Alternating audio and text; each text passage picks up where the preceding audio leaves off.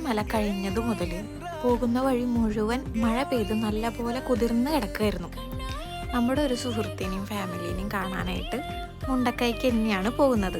പക്ഷെ നമ്മളെ അങ്ങോട്ട് കടത്തി വിടില്ലായിരുന്നു. ഈ സ്കൂൾ വരെ നമ്മളെ കടത്തി വിട്ടിട്ടുള്ളൂ. ദുരന്തം ഉണ്ടായ സ്കൂളൊക്കെ നമ്മൾ പോയി കണ്ടു. നമ്മൾ ഈ നിൽക്കുന്ന ബിൽഡിങ് മാത്രമേ അവശേഷിക്കുന്നുള്ളൂ. ബാക്കിയെല്ലാം ഈ ദുരന്തം കൊണ്ടുപോയി. ആ കാണുന്നതാണ് കേട്ടോ ബെയിലി പാലം.